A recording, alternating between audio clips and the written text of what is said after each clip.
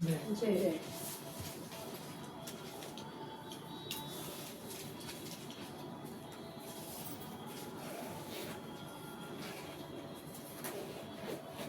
इस समय हम देखेंगे कुलूसियों की किताब और उसका 3रा अध्याय और उसका 1 से लेकर 4 पद तक हम पढ़ेंगे। अतः जब तुम मसीह के साथ जिलाए गए तो स्वर्गीय वस्तुओं की खोज में रहो, जहाँ मसीह विद्यमान है और परमेश्वर के दाहिनी ओर बैठा है।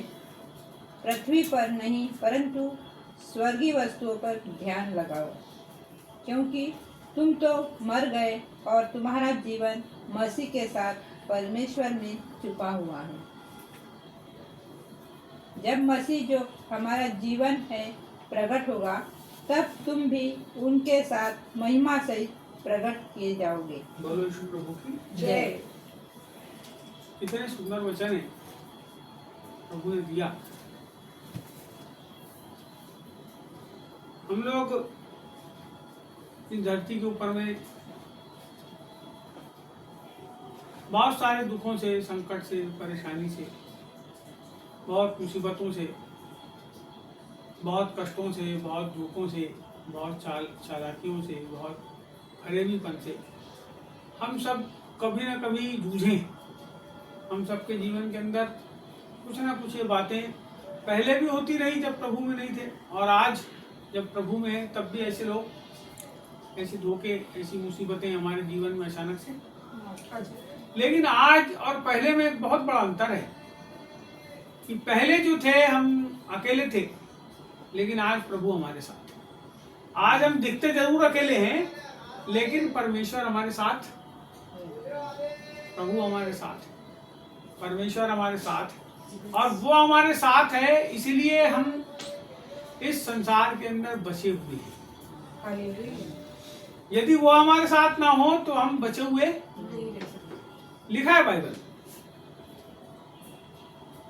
हम जो बचे हुए हैं उसका कारण है हमारा परमेश्वर के साथ मेल और मिलाप। केवल हमारा नहीं, इसके पहले कि हम उससे मेल करते उसने हमसे मेल किया।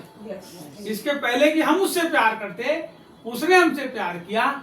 लेकिन मैं धन्यवाद करता हूँ, उसके प्यार करने के बाद जब हम उसके प्यार को जान लिए और जो हम लगातार उसके ऊपर अपने प्यार को बना के रखते हैं।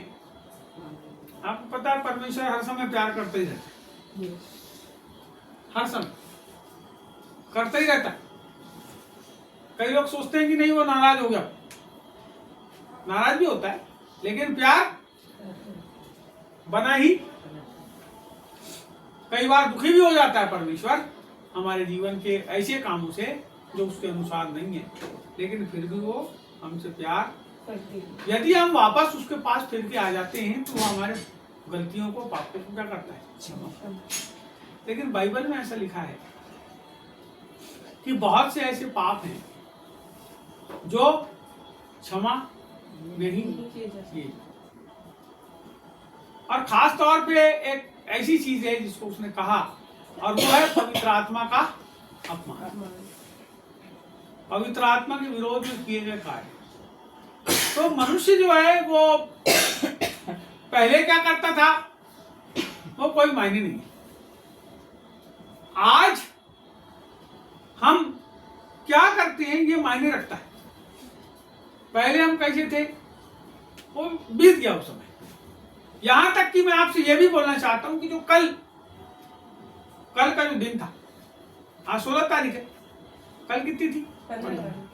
कल भी क्या हुआ तो बीत चुका है। लेकिन कल के जीवन में भी हम जब जीवित थे तो हम प्रभु में जीवित थे। लेकिन जिस समय हमने परमेश्वर को पाया उस समय हम प्रभु में नहीं थे। जब हम नहीं थे तब हमने प्रभु को पाया। उसने हमको तब खोज निकाला जब हम भटके हुए थे, और जब हम उसके पास आ गए, अब हम जीवन जी रहे हैं। तो हमारे उस जीवन के लिए कुछ बातों को यहाँ पर प्रभु का वचन हमसे कहता है, कुछ बात बताता है जिसको हमको क्या करना है, फॉलो करना है। क्योंकि बाइबल जो है वो इसलिए लिखी गई, बाइबल आज हमारे पास है और जो लिखी गई वो इसलिए लिखी गई कि जो धर्मी लोग हैं, जो प्रभु के लोग हैं, वो हमारे वचन, ये जो लिखा गया वचन है, बाइबल जो है, वो हम लोगों को उत्साहित करे, वो हम लोगों को मार्गदर्शन दे, वो हम लोगों को प्रेरणा दे, वो हम लोगों को यदि कहीं गड़बड़ हो गया है तो वो क्या करे, हमको काटे और छाटे और बराबर रास्ते पे। बाइबल में लिखा है परमेश्वर का वचन जो है कैसा है, हथौड़ा है। क्या करता है हथौड़ा? काटता छाटता है। वहां लिखा है प्रभु का वचन आग है। क्या करता है प्रभु का वचन? जहां गड़बड़ियां उसको जला के हमारे जीवन से, ऐसा लिखा है प्रभु का जो वचन है वो दोधारी तलवार है। ऐसा लिखा है कि वो वार करके आर पार क्या होता है, इब्रानियों किताब में लिखा, छेदता है और गूदे और गांठ आर पार, दो धारी तलवार। लोग जैसे अभी आप तलवार देखते हो तो एक ही तरफ धार रहती है, लेकिन दोनों तरफ से धार है और जिधर से भी लगता है वो दोनों तरफ से क्या करता है, वार करके छेदता है आर पार। किस चीज के? ये जो शरीर है ना हमारे, ये शरीर, बाइबल में लिखा है शरीर के काम तो प्रकट है। किस चीज को काटता है? शरीर के काम। आपको पता है? मेरे को भी नहीं मालूम था। मैं आपको जो चीज बोल रहा हूं आपको पता है, वो बात मेरे को भी नहीं मालूम थी। लेकिन जब अपन प्रभु के वचन में आगे बढ़ने लगे, जब हम वचन को फॉलो करने लगे, जब हम वचन के पीछे चलने लगे, जब हम वचन से सीखने लगे, जब पवित्र आत्मा हमको याद कराने लगा जो पढ़ा वचन हम पढ़ते हैं उसको, तो परमेश्वर क्या करने लगा, उन वचनों के भेद को हमारे जीवन पे खोलने लगा कि हम उसके अनुसार अपने जीवन को जिए। बहुत बड़ी बात होती है विश्वास योग्यता में जीवन जीना। कैसे? विश्वास योग्य। और विश्वास योग्य आदमी वो है जो किसी के विश्वास को तोड़ता नहीं। ये मेरा विश्वसनीय। विश्वसनीय का मतलब, यदि मैं इसके ऊपर विश्वास करके कुछ भी उसको काम बोलूं या कोई चीज उसके पास रख दूं, ऐसा बोल के, वो उसके पास विश्वास योग्यता के साथ वो चीज क्या करेगा, वो उसकी रखवाली करेगा। यदि मैं लिफाफे के अंदर एक कागज को डाल के उसमें गोंद लगा के दे दूं और बोलूं इसको रखे रहना, अगर मैं नहीं आऊंगा, अगर तुमको ऐसी खबर मिलेगी मैं ना रहूं तब इसको खोलना, तो आदमी क्या करेगा मालूम? जब उसको वो खबर मिलेगी तब उसको खोलना। वो है विश्वास योग्य।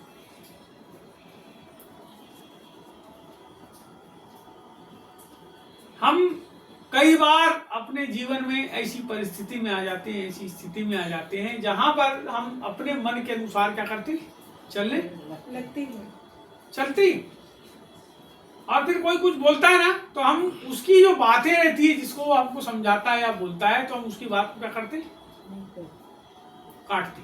क्यों काटते? क्योंकि हमको किसी की बात नहीं, यदि हमको किसी की बात नहीं सुनना है, यदि कोई हमारा रास्ता सुधार रहा है और हमको नहीं सुधारना है, तो हम क्या बोलेंगे, तू जा यार भाई अपना काम कर, मेरे को मेरा काम। माता पिता हो, चाहे आपके अड़ोस पड़ोस के लोग हों, चाहे आपके माता पिता के दोस्त हों, चाहे आपके खुद के दोस्त हों, चाहे आपके रिश्तेदार, यदि किसी बात को कह रहे हैं और हम नहीं समझ रहे हैं, तो कहीं ना कहीं कोई समस्या हमारे जीवन के अंदर है, उसको सुधारने की जरूरत है। यदि हम नहीं सुधरेंगे तो फिर समस्या है। मैं जनरल आदमी की बात कर रहा हूं, लेकिन यदि हम प्रभु में रहते भी ऐसा करेंगे तो फिर बहुत मुश्किल की बात है। यदि हम प्रभु में आ गए हैं, हमने उसको पहन लिए, बाइबल क्या कहती है, जितनों ने परमेश्वर यीशु मसीह को का बपतिस्मा लिया, उसने उसको क्या किया, पहन लिया। अब ये बताओ, अभी भैया ने कपड़ा पहने, उनका कलर दूसरा दिख रहा है, मैंने काला पहना, मेरा अलग दिख रहा है, इनने अलग पहने, आपने अलग पहने, आपने अलग पहने, वो भाई साहब ने अलग पहने, तो हम सब ने अलग अलग कपड़े पहने।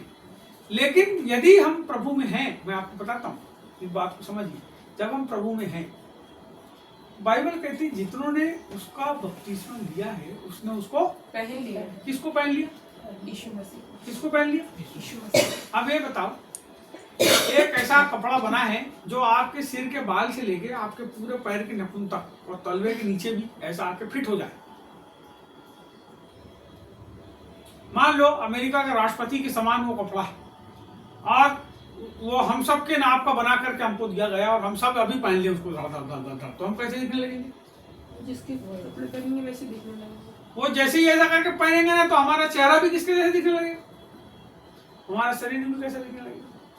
हमारा पूरा स्ट्रक्चर उसी के समान दिखेगा। हो सकता है कोई पतला आदमी है तो वो पतला डोनाल्ड ट्रम्प दिखे, हो सकता है कोई मोटा आदमी रहे तो मोटा डोनाल्ड ट्रम्प दिखे। लेडीज भी जो है वो कैसी दिखेगी? क्योंकि उसके बाल कहाँ गए, उसका शरीर कहाँ गए, ढक गया। अब हम किस में आ गए, किसको पहन लिए? अब आप ये बताओ कि जब आपने उसको पहन लिए, अब आप कहीं भी जाते हो तो आप इस बात को समझो या ना समझो, आप किसके अंदर रहते हो? अभी हम कपड़े के अंदर हैं, लेकिन जब हम प्रभु में आ जाते हैं, प्रभु में सोए हैं, जागे हैं, उठ रहे हैं, बैठ रहे हैं, कुछ भी कर रहे हैं, तो हम किसके अंदर हैं? अब हम यीशु मसीह के अंदर हैं। हमारा जो एंट्रेंस है, यानी हम जिसके अंदर घुस गए हैं, क्योंकि तो पहन लिया हमने, इसका मतलब हमको उसके अंदर घुसे ना। पहनने का मतलब क्या है? कोई चीज को अपने ऊपर धारण करना। तो चद्दर ओढ़ लो ऐसा पूरा, चद्दर ही दिखता है फिर जब तक चद्दर को हटाया ना जाए। तो ऐसी कौन सी ताकत है जो यीशु मसीह को हमारे जीवन से हटा सकती है? कोई हटा सकती है? उसको हटाने का काम एक ही जन का है। किसका बताओ? हमारा खुद का। हाँ, हमारा खुद का। हमारा। केवल हम अपने कामों के द्वारा या उसको इनकार करने के द्वारा ही अपने पास से दूर कर सकते हैं। हमने उसको पहन लिए। जैसे ही उसका इनकार लोग करते हैं वैसे ही वो क्या होता है, हमसे। लेकिन यहाँ अभी हम इनकार की बात नहीं कर रहे हैं, हम यहाँ कुछ और वचन की बात कर रहे हैं। उसको देखेंगे कुलूसियों की किताब 3 अध्याय 1, 2, 3, 4। मैं पढ़ूंगा इसको एक बार। अतः जब तुम मसीह के साथ जिलाए गए, क्या बोला? अतः जब तुम मसीह के साथ, मैंने क्या बोला? जब एक आदमी बपतिस्मा लेता है तो संसार के लिए मर जाता है, और जब बपतिस्मा लेता है और संसार के लिए मर जाता है तब वो यीशु मसीह के साथ जी उठता है, और जब वो उसके साथ जी उठता है तो उसको पहन लेता है। अब आप प्रभु के साथ क्या हो गए? जिंदा हो गए। अब आप जिंदा हो प्रभु के साथ। प्रभु मर जाएगा क्या? एक कोई आदमी था, उसने किताब लिखा था और ईश्वर मर गया, किताब लिखा ईश्वर, नास्तिक आदमी था। लेकिन बाइबल कहती है कि वो परमेश्वर मनुष्य बना, यीशु मसीह के नाम से इस धरती के ऊपर विचरण किया, उसको मारे लोगों ने, उसको क्रूस पे चढ़ा दिए और वो मर गया। जब मर गया तो उसको उठा के कब्र के अंदर 3 दिन तक के कब्र के अंदर, तीसरे दिन मुर्दों में से जी उठा।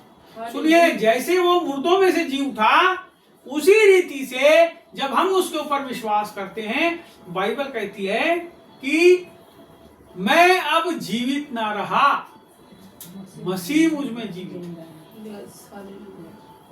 मैं अब, यदि आप अभी भी जीवित हो, अभी भी जीवित हो, इसका मतलब मरे। बाइबल में लिखा है एक गेहूं का दाना जब तक जमीन में पड़ता नहीं और वो मरता नहीं तब तक फल नहीं। इसका मतलब मरना पड़ेगा। यदि हम परमेश्वर में हैं और उसके अनुसार हमारे जीवन के अंदर फल नहीं लग रहे, इसका मतलब अभी भी हम मरे नहीं। जहां पे अब बोलता है अतः जब तुम मसीह के साथ जिलाए गए हो, जिलाए गए तो हो, नहीं तो अतः जब तुम मसीह के साथ जिलाए गए। अब आप ये सोचो, जितने लोग प्रभु में आ गए हैं वो सब जिंदे लोग हैं और प्रभु के साथ जिलाए हुए हैं और प्रभु को पहन लिए। अब मान लो एक टेबल पे 4 दोस्त बैठे हैं, समझ रहे मेरी बात? अनुज भैया, जब हम टेबल के ऊपर 4 दोस्त बैठे हैं, उसमें से ये चारों सिगरेट और दारू पीने वाले, और एक आदमी उसमें से परिवर्तित हो गया, यीशु मसीह को पहन लिया है, अब वो अपने आप में जीवित नहीं। जब वो उन तीनों के पास जाता है तो वो दारू और सिगरेट पीते हैं, और जब ये चौथा आता है तो उसको बोलते हैं ले तू भी। अब आप सोचो इस बात को कि यीशु मसीह आपके साथ है, और आप जो सिगरेट है वो खुद तो पी रहे हो, लेकिन वो सिगरेट को यीशु मसीह को भी दे रहे हो कि ले भैया पी ले तू। समझ रहे बात? आप गिलास में दारू को डाल रहे हो, अब तुमने पहने किसको है? मसीह को पहने। तुम्हारे अंदर कौन रहता है? यीशु मसीह। इसका मतलब आप परमेश्वर को क्या कर रहे हो? अपने हाथ से सिगरेट पी के परमेश्वर को सिगरेट पिला रहे हो, अपने हाथ से दारू पी के परमेश्वर को आप क्या कर रहे हो? और जब आप दुष्टों की संगति करते हो तो परमेश्वर के साथ को लेके अपने साथ दुष्टों की संगति में जाते हो। जब तुम गंदी गंदी गाली बकते हो, जब मैं गंदी गंदी गाली बकता हूँ, जब मैं किसी का नुकसान करने की बात करता हूँ, तो मैं परमेश्वर के साथ क्या कर रहा हूँ? क्योंकि मैंने क्या किया उसको पहन लिए हैं। तो मेरा व्यवहार कैसा है, मेरा आचरण कैसा है? प्रभु ने बोला है पिता इन्हें क्षमा कर, क्योंकि ये नहीं जानते। हम बोलते नहीं प्रभु इनको पकड़ के पीट, इनने हमारा नुकसान कर। प्रभु तू भी इनका नुकसान कर, और हम दूसरे के नुकसान को देख के बहुत खुश होते हैं। और ये सोचो आप दूसरे के आपके साथ यीशु मसीह और आप हाथ पकड़े, और कोई आदमी का नुकसान हो गया, कोई मर गया, तो आप खुश हो रहा है इसने मेरे को ऐसा बोला था करके इसके साथ ऐसा हो। समझ रहे बात आप? तो आप हो किसके साथ? आपने किसको पहन लिए? आपके साथ कौन है? और उसके बाद भी तुम क्या कर रहे हो? हम क्या कर रहे हैं? हम अभी भी यदि वही पुराने जीवन के अनुसार चल रहे हैं, इसका मतलब प्रभु हमारे जीवन में अभी उसको जो पहनना है नकली पहनना है। जरूर पहने थे हमने बपतिस्मा के समय, लेकिन अब उसको क्या किए? उतार दिए हैं। यदि रेगुलर हमारा जीवन पाप में ही चल रहा है तो हमको अपने जीवन को प्रभु के पास फिर से लाने की जरूरत है, और प्रभु से बोलने की जरूरत है, प्रभु तू हमारे पापों को क्या कर, हमारी गलतियों को क्षमा कर। प्रभु तू हमारे साथ रहता है, और हमने इस शरीर में प्रभु जब तू हमारे साथ रहता है, तेरे को साथ में लेकर परमेश्वर हमने गलत काम किए, प्रभु हमको क्षमा कर। हमसे गलती हो गई प्रभु, हमको क्षमा कर। यदि हमारे मन के अंदर ये बात भी नहीं है कि हम अपनी छोटी छोटी बातों के लिए जिसके ऊपर हम घमंड करते हैं, और वो पाप की बातें हैं, वो गंदी बातें हैं, तो हम उसके लिए यदि परमेश्वर से क्षमा नहीं मांग सकते, तो मैं आपसे बोलना चाहता हूँ कि आप कैसे प्रभु के साथ रहते? यदि आप जीवन परिवर्तित करने वाले प्रभु यीशु मसीह के साथ रहते हो, और आपका जीवन परिवर्तित नहीं हुआ, तो कैसे करके आपके जीवन से दूसरे लोगों के जीवन के अंदर असर जाएगा? कैसे परिवर्तन? क्यों कर कोई तुमको देख के कहेगा, जैसे मत्ती रचित सुसमाचार में कहा 7वें अध्याय में, तुमको देखकर ये संसार के लोग तुमको देखकर तुम्हारे स्वर्गीय पिता की अरे कितने भले काम करता है यार, कितना अच्छा है यार। कोई नुकसान करने वाला भी नुकसान करे और तुम उसका नुकसान ना करो ना, तब तो कोई बात है। उसने नुकसान किया तो तुमने भी कर दिया, तो बराबर। क्रोध आ सकता है, लेकिन क्रोध को हमारे ऊपर हम शांत करें। यहां आगे कहता है, अतः जब तुम मसीह के साथ जिलाए गए तो स्वर्गीय वस्तुओं की खोज में रहो। अरे अब जिंदा होगा ना तुम, तो किसकी खोज में रहो? स्वर्गीय वस्तुओं की खोज में। इसका मतलब अभी हमारे पास स्वर्गीय वस्तु होती तो खोज करते,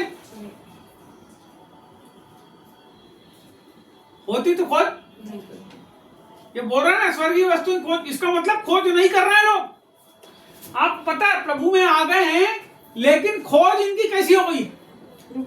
बंद हो गई। अभी तुम स्वर्ग नहीं पहुंचे, अभी केवल तुमने यीशु मसीह को पहने, और वही है जो तुमको क्या करेगा? अपने साथ। वो जब तुम्हारे साथ है तो तुम्हारी खोज सरल है, तुम्हारी खोज आसान है, तुम्हारी खोज तुमको जल्दी से प्राप्त होगी। क्यों? क्योंकि स्वर्ग का परमेश्वर तुम्हारे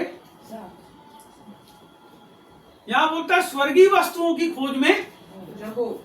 देखिए, रहो जहां मसीह विद्यमान है और परमेश्वर की दाहिनी ओर बैठा है। जहां मसीह विद्यमान है। कहाँ मसीह विद्यमान? कहाँ मसीह विद्यमान?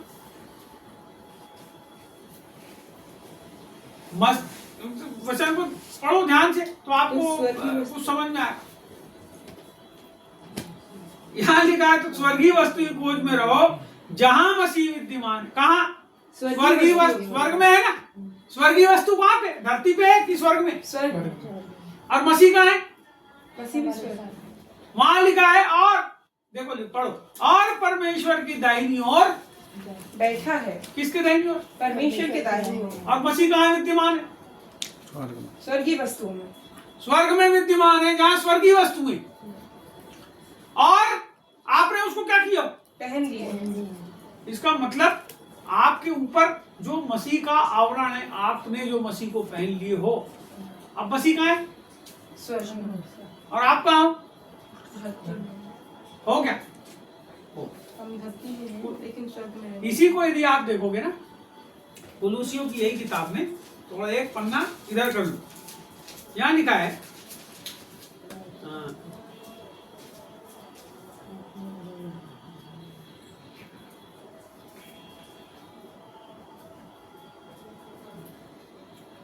इसका पहला अध्याय है, इसमें आप 16 पढ़ो।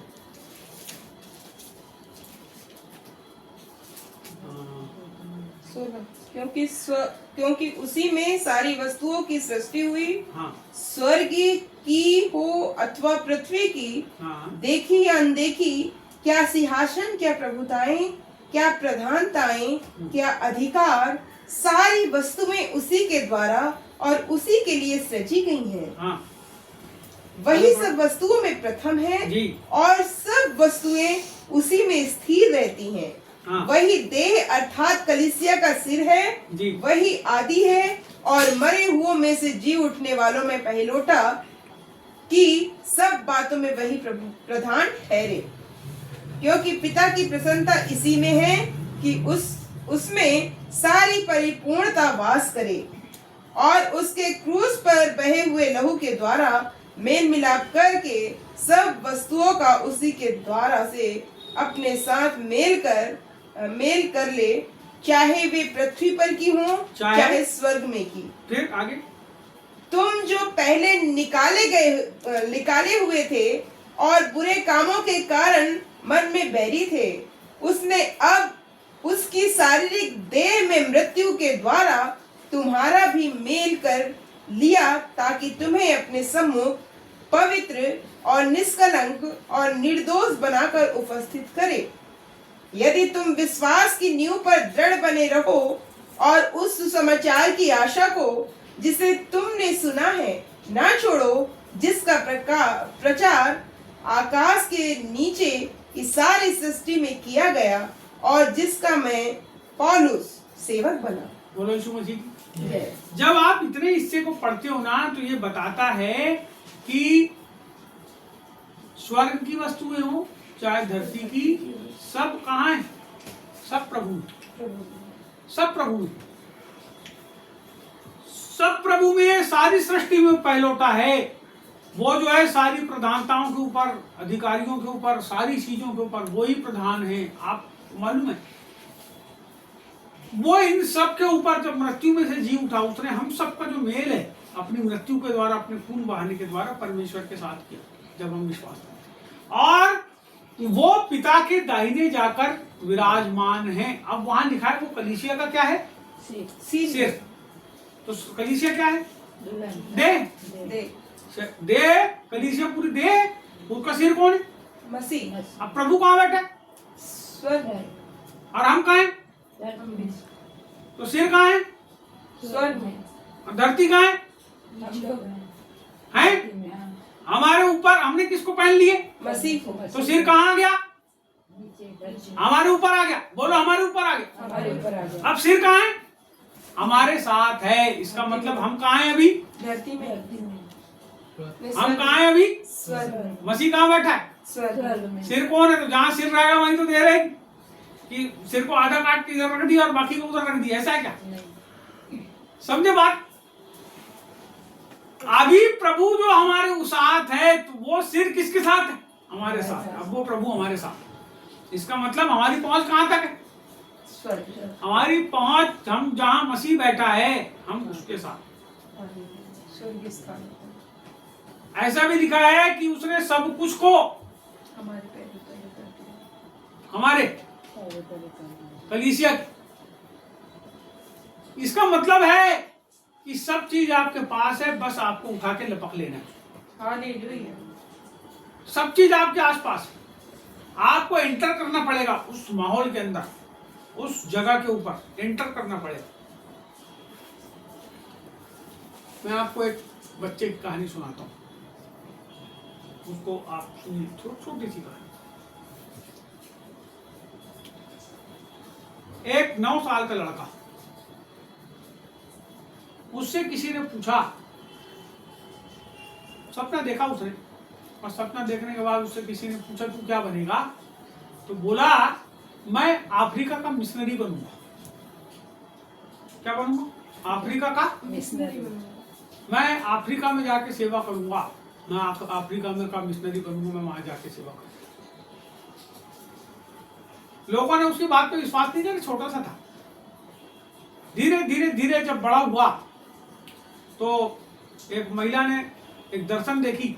जब वो 11 साल का हुआ, उसी कलीसिया की एक महिला ने दर्शन देखी, और क्या देखी उसने कि बहुत सारे काले लोग हैं, बहुत सारे, और ये जो बालक है इसके पास एक टोकरी है, और टोकरी जो है उसके अंदर रोटी भरी है, और वो जितनी रोटी उसमें से निकाल निकाल के बांट रहा है, रोटी कम नहीं है, रोटी बढ़ते ही जा रही, और वो काले लोग के बीच में तुम दर्शन बताए। और वो आदमी आगे चल के अफ्रीका महाद्वीप के अंदर एक प्रभु का बहुत बड़ा प्रचारक बना। उसने पूरे अफ्रीका के अंदर में जो काम करा, मैं आपको बताऊं, अफ्रीका के अंदर 1-2 देश नहीं है, बहुत सारे देश हैं उसके अंदर, कई सारे देश हैं, कई सारे देश। और उन देशों के अंदर में उसने जाकर के परमेश्वर के राज्य की स्थापना को, आपको पता है उसकी एक सभा के अंदर में 30-30 लाख लोग आकर के उसकी सभाओं के अंदर बैठे। पता है आपको, जब वो प्रभु के पास प्रार्थना करता था तो वो उन चीजों को जो परमेश्वर उसको गाइड करता था प्रार्थना में, उसको फॉलो करता। इसका मतलब क्या हुआ? स्वर्गीय वस्तुएं, स्वर्गीय वस्तुओं की खोज में रहो का मतलब क्या है? कि जो आपके आसपास है, जो स्वर्ग के लिए बहुत महत्वपूर्ण है, उसकी खोज में रहो, उसको लपक लो, उसको खींच लो। क्या है स्वर्ग के लिए बहुत महत्वपूर्ण? इस धरती के ऊपर क्या है बहुत महत्वपूर्ण? रोटी का बचाना। हाँ, धरती पर इंसान की आत्माओं को बचा। बस आपको मालूम है, आप एम केम प्रकारेण प्रभु के राज्य को के बीच को लोगों के जीवन के अंदर वो कोशिश करो कि वो आत्माएं प्रभु के पास। अरे कोई जरूरी नहीं है कि तुम्हारे पास आके चर्च के अंदर बैठे, वो तुम्हारी कलीसिया में आए, वो कहीं पर भी वो बचना चाहिए वो लोगों को। आप जब अपने जीवन के अंदर उपदेश बनाते, सुनिए आपको बताता हूँ क्यों हमारे जीवन के अंदर ये वाला कार्य नहीं हुआ, क्यों हम फीके पड़ रहे हैं, क्यों बहुत सारी चीजों को। आपको पता है हमने पूरा जो ध्यान है ना सांसारिक वस्तुओं के ऊपर, हम जिस चीज को पवित्र आत्मा हमको फॉलो अप करने के लिए कहता है, असल में सबसे बड़ी समस्या क्या है कि जैसे हम लोग यूहन्ना की किताब पढ़ते हैं, वहां पे एक वचन को हम पढ़ते हैं, आत्मा और सच्चाई से भजन करने वालों को परमेश्वर क्या करता है? परमेश्वर का आत्मा आत्मा और सच्चाई से भजन करने वाले, आत्मा और सच्चाई भजन करने वालों को परमेश्वर की। अभी यहाँ सबसे बड़ी समस्या ये है कि हम आत्मा से और सच्चाई से प्रभु की नजदीक में भजन करने वाला ढोलक बजा के गाना गाना नहीं जी। आपको पता है प्रभु की उपस्थिति में बहुत गाना गाओगे तभी पहुंचोगे, ऐसा नहीं है। वो ढोलक बजाओगे तब पहुंचोगे नहीं है। बहुत धन्यवाद धन्यवाद धन्यवाद, आत्मा की गहराई में जाने के लिए आप अपने जीवन को प्रभु की उपस्थिति में ले जाने की कोशिश करो। अपने जो शरीर है, आत्मिक शरीर, इस शरीर के अंदर एक शरीर है, आत्मिक शरीर, उस आत्मिक शरीर में आप प्रभु की निकटता में जाने की कोशिश करो। जब आप निकटता में जाने की कोशिश करोगे, प्रार्थना करोगे, वो है आपके पास, लेकिन वो हमारे पास है, इसकी भी तो खातिरी होना चाहिए। तो जब आप उसके पास जाने की कोशिश करते हैं, उससे मेल मिलाप करने की कोशिश करते हैं, उससे बात करने की कोशिश करते हैं, उसको अपने दिल की सारा हाल, सारा सुसमाचार सुनाने की कोशिश करते हो, अपने दिल की बातों को, तो वो आपके निकट आता है। और जब निकट आकर वो आप आपकी बात को खत्म कर देते हो और आप उसकी बात को सुनने लगते हो, तो वो जो बातें हैं, वो बातें आपके जीवन को गाइड करती है कि किस प्रकार से आप स्वर्गीय वस्तुओं को क्या करो, जिस खोज की वो बात करता है, उस खोज को आप क्या करो, प्राप्त कर लो। आगे देखेंगे यहाँ पे, पृथ्वी पर की नहीं परंतु स्वर्गीय वस्तुओं पर ध्यान लगाओ। क्या लगाओ? स्वर्गीय वस्तुओं पर ध्यान लगाओ। क्या लगाओ? स्वर्गीय वस्तुओं पर ध्यान लगाओ। बोलो, ध्यान लगाओ। ध्यान लगाओ। हमारे पास ध्यान नहीं है। क्या नहीं है भैया? ध्यान नहीं है। हमारे पास सब है। कोई प्रभु को जन आए हमारे पास, तो हमारे पास खिलाने पिलाने के लिए है, चाय नाश्ता कराने के लिए। हम कहीं जाएं तो उसके लिए हमारे पास बहुत सारी बातें हैं, बहुत सारी कुछ कुछ चीजें, लेकिन हमको जिस चीज पे ध्यान लगाना है वो ध्यान हमारे पास। तो आपको 12वीं क्लास की परीक्षा देना है, उसको पास करना है, तो ध्यान कहाँ लगाओगे?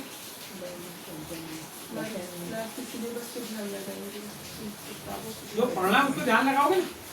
लेकिन आप किसी और पे ध्यान लगाओगे, इसका मतलब आपका ध्यान ही परीक्षा में नहीं है। आपका ध्यान बिल्कुल नहीं है पढ़ाई में।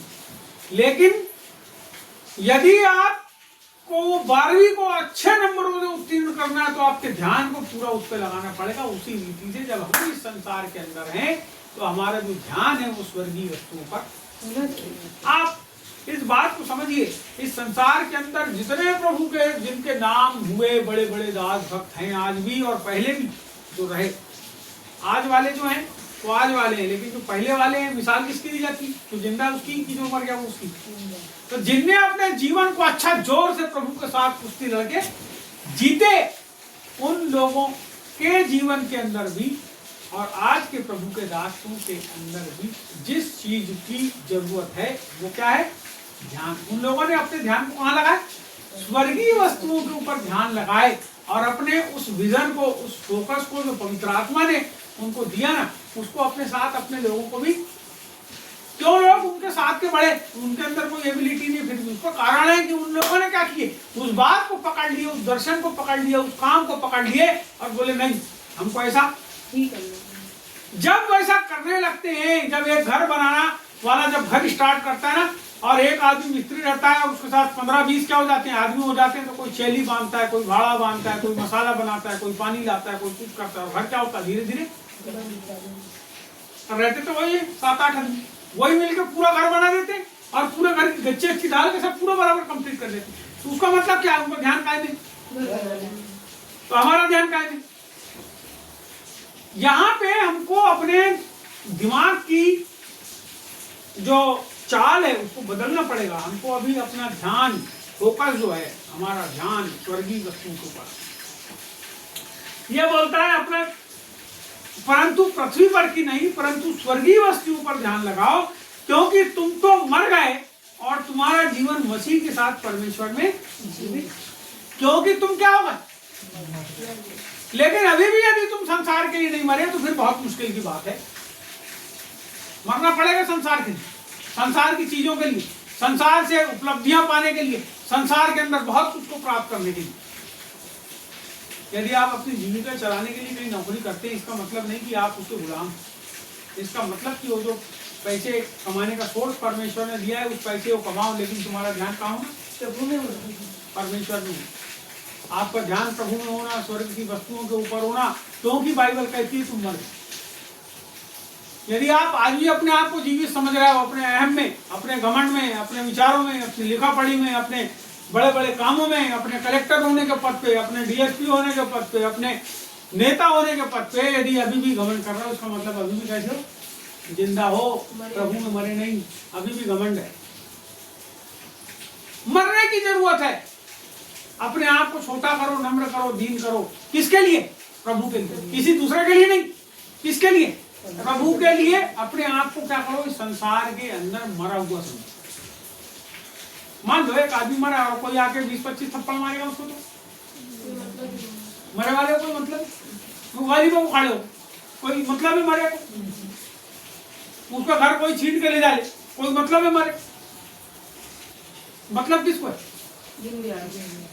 तो इस संसार के अंदर तो उछल पुछल होती है, तो उसमें कौन लोग हैं जो घबरा जाते हैं, कौन है जो बिल्कुल अकबका जाते हैं, कौन लोग हैं डर जाते हैं, कौन लोग हैं जो सहम जाते हैं, कौन लोग हैं जो जिंदा हैं, जिनका उद्देश्य ही संसार। अभी शेयर मार्केट गिरेगा भगभगा के, तो क्या हो जाएगा? जितने लोगों ने पैसा लगाए होंगे पूरे के पूरे बोले अरे जल्दी निकाल जल्दी निकाल जल्दी निकाल जल्दी निकाल। वहां लगाने का काय को? प्रभु में हो ना, काय को फालतू के लफड़े करने का? प्रभु में शांति पूर्वक जीवन जियो, अपना ध्यान प्रभु की बातों के ऊपर फोकस करो, अपने विचार को वहां फोकस करो, तब परमेश्वर जब तुमको उठाएगा। क्योंकि बहुत प्रकार की बात होती है। एक होती है हम जिंदा हो गए अपनी ताकत से उठे, एक होती है हम मर जाएं और प्रभु हम में जीवित हो जाए और वो हमको उठाए। वो जो प्रभु का दास है जिसकी बात कर रहा हूं अफ्रीका में, जिसने बहुत बड़े काम को किया, सुनिए, वो 5वें नंबर का बच्चा था। उसके पहले 4 लड़के और थे, तो वो 4 लोग जो थे वो नास्तिक हो गए, यानी प्रभु में थे लेकिन उनका विचार क्या हो गया, हाँ प्रभु कुछ नहीं करता। एक जन डॉक्टर बन गया, एक जन रसायन शास्त्री बन गया, एक जन फलाना बन गया। और वो जो बने तो जो पैसा कमाए तो उनको लगता था कि हम बहुत बड़े, ये हमारा छोटा भाई क्या बोले प्रभु की सेवा कर रहे हैं। हमारे बाप की कलीसिया 7-8 आदमी की, 15-20 आदमी की, 100 लोग की कलीसिया, ये गया बोले अपने बाप के पद चिन्ह पे, ये प्रभु आदमी क्या काम कर। एक दिन परमेश्वर ने पूरे लोग को शर्मिंदा कर दिया। आपको मना है जब वो प्रभु के पीछे चला, वो प्रभु के पीछे चला, वो विश्व का सबसे बड़ा प्रचारक बना। पूरे विश्व के अंदर करोड़ों लोगों को संदेश सुनाने वाला, करोड़ों लोगों को प्रभु के पास लाने वाला। आपको पता है ऐसे पानी के जैसे प्रभु के काम के लिए पैसे खर्चा किया हुआ आदमी, और लोगों ने उसको पैसा दिया, प्रभु के पास प्रार्थना करता था, प्रभु के पास प्रार्थना करता था। परमेश्वर ने उसको हर संसार का सबसे बड़ा तंबू, कितने लोगों को तंबू देखे होंगे आपने आज तक, पाइप लाके लोग जोड़ते हैं। अरे 36,000 लोगों को बिठाने का उसने तंबू बनाया, विश्व का सबसे बड़ा तंबू। और एक तंबू और 10,000 लोगों का, तो 36,000 का तंबू और ये तंबू भी लगा रहा था। मुश्किल से उसने 4-5 मीटिंग में लगाया होगा, उसके बाद तंबू को एक दूसरे सेवक को दान में दे दिया। कई करोड़ों रुपए का तंबू था, उसको भी उठा के दान में दे दिया। प्रभु बोले अब यहाँ तो इतनी पब्लिक आती है, 10-10, 15-15, 20-20 लाख, 30-30 लाख लोग आते हैं, इनके लिए कहाँ तंबू बनाऊं मैं। ओपन ऐसी मीटिंग करता, मुंडे दिखती थी उसके सामने। किसकी ओर ध्यान लगाए हम, किसकी ओर ध्यान लगाए? मैं फिर से बोल रहा हूँ, कोई जरूरी नहीं कि बहुत बड़ी भीड़ हो आपके पास, लेकिन यीशु आपके पास होना चाहिए।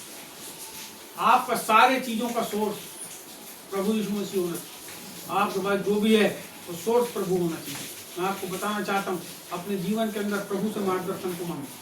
यदि हम प्रभु के मार्गदर्शन को मांगते उसके पीछे चलेंगे। मैं आपको बताना चाहता हूँ, बाइबल कहती है पहले तुम उसके राज्य और धर्म की खोज करो, तुम्हें किसी भली वस्तु की घटी, लेकिन पहले तुम उसकी खोज करो, अपने ध्यान को उसको पकड़ो, उसके पीछे चलने की। जब आप करोगे ना, मैं निश्चय बताना चाहता हूँ, सब वस्तुएं, सब रास्ते।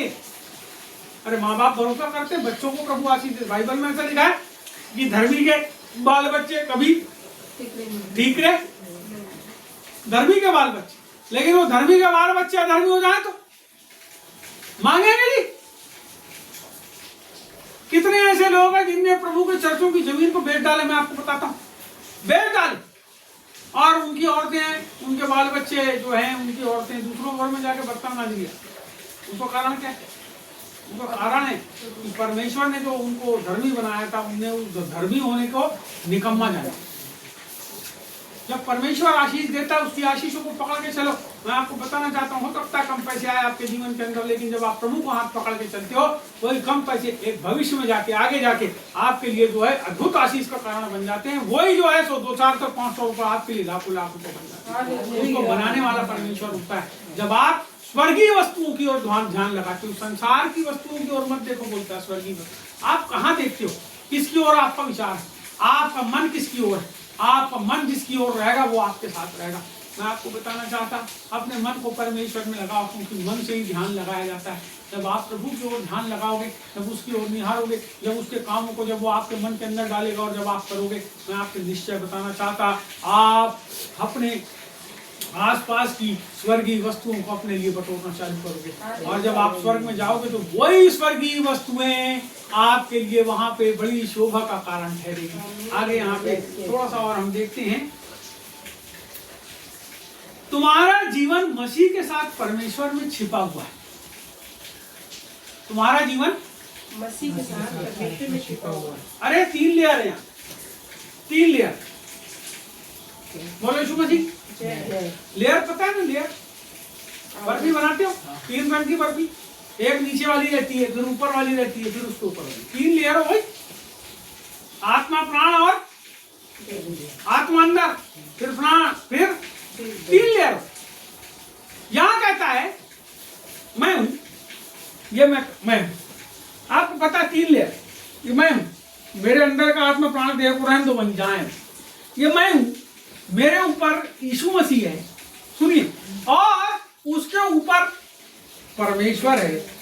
तीनों की 3 लेयर। जब हम, अब ये बताओ, यूनिवर्सल हो गया, कैसे हो गया? मैं यूनिवर्सल हो गया। अब जो प्रभु ने मेरे को विजन दिया है, जो दर्शन दिया है, उसको पूरा करने के लिए मेरे साथ पूरी सर्वशक्ता हो गई। पूरा विश्व जो है, उसकी पूरी जो बनाने वाला है, उसकी कौन है बनाने वाला? परमेश्वर। उसकी सारी सल्तनत, पूरी सेनाएं मेरे साथ हो गई, बशर्ते मैं अपना ध्यान उसमें लगा के रखूं, क्योंकि मेरे ऊपर एक लेयर है यीशु मसीह की, और उसके ऊपर एक लेयर और है परमेश्वर, और मैं उसके अंदर छुपा हुआ हूं। जब मैं प्रभु में हूं तो मैं परमेश्वर के अंदर यीशु मसीह, और यीशु मसीह के अंदर मैं छिपा हुआ हूं, उनके अंदर मैं छिपा हुआ हूं। और मैं आपको बताऊं, मैं जहां जाता हूं वो परमेश्वर मेरे साथ साथ चलता है। मैं जहां जाता हूं मेरा यीशु मेरे साथ चलता है। और जब मैं प्रार्थना करता हूं पवित्र आत्मा में होके, तो मैं वो पूरा का पूरा स्वर्ग जो है, स्वर्गीय वस्तुओं की खोज में मैं जो रहता हूं, वो मुझे पाने के लिए वो मदद करता है, और मैं उस चीज को पा लेता हूं। इस स्थिति तक के हमको अपने ध्यान को लेके जाना है। जब हम लेके जाएंगे तो परमेश्वर हमारे लिए अगम रास्ते खोलेगा, ऐसे ऐसे भेद भरी चीजों को खोलेगा जिसको हमने आज तक महसूस नहीं किए। अब यहाँ हम आखिरी एक पद को देखेंगे और समाप्त करेंगे। यहाँ लिखा है, जब मसीह जो हमारा जीवन है प्रकट होगा, तो तुम भी उसके साथ महिमा सहित प्रकट किए जाओगे। अभी पता है आपको, अभी हम छिपे हुए हैं। हम कैसे हैं अभी? किसमें छिपे? किसमें छिपे? मसीह के साथ परमेश्वर। अभी जब तक हमें धरती के ऊपर है ना, हम प्रभु में छुपे हुए, हमने उसको पहन लिया। जैसे अंडे के अंदर से चूजा बाहर निकलता है, अभी समझ रहे भाई साहब, अंडे के अंदर से चूजा बाहर निकलता है। भाई बेटा बहुत ध्यान से सुन, बहुत अच्छी बात।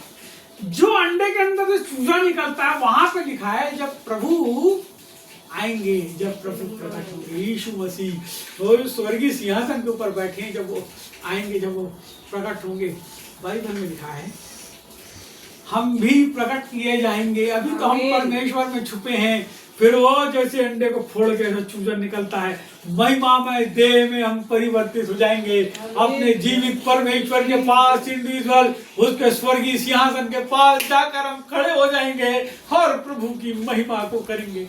मैं आपको बताना चाहता हूँ, बाइबल कहती है जो लोग परमेश्वर की खोज करते हैं, जो लोग परमेश्वर के स्वर्गीय वस्तुओं की खोज करते हैं, उन खोज करने वालों के ऊपर प्रभु का आत्मा साया करता है। और जब वो आएगा तो हम सबको बदल देगा, हम सब बदल जाएंगे। इसलिए प्रियो, इस संसार के अंदर जब हैं हम, तो हम उसके लिए, उसकी बातों के लिए, उसकी चीजों के लिए, उसके कामों के लिए जागृत रहें और उनकी खोज करें, उसकी खोज करें। स्वर्ग हमारे साथ है, मैं आपसे बताना चाहता हूँ, जब यीशु हमारे साथ है तो स्वर्ग हमारे साथ है, और जब स्वर्ग हमारे साथ है तो ब्रह्मांड का मालिक हम सब के ऊपर जो है काबिज है, और वो जैसा चाहता है धरती में वैसा। अपने विजन को खोजें, अपने उन दर्शनों को प्रभु से पाएं, प्रभु के पास बैठेंगे तब दर्शन मिलेंगे। दर्शन का मतलब वो देखना नहीं, दर्शन का मतलब परमेश्वर के लिए कैसे काम करना है, वो काम विजन मिलेंगे। मेरे को जो दर्शन प्रभु की ओर से प्राप्त हुआ, जो काम प्राप्त हुआ, मैं आप सब लोगों को बताना चाहता। उसके द्वारा बहुत से लोगों ने अद्भुत परमेश्वर की उपस्थिति को पाए, बहुत सारे लोग पा ही रहे हैं और पाते ही रहेंगे। लेकिन मैं ये चाहता हूं कि और भी बहुत कुछ है जो परमेश्वर मुझे देना चाहता है, आपको देना चाहता है, और लोगों को देना चाहता है। हमारा ध्यान जब उसमें, आइए कुछ समय हम प्रभु के पास बैठ के ध्यान लगाएं।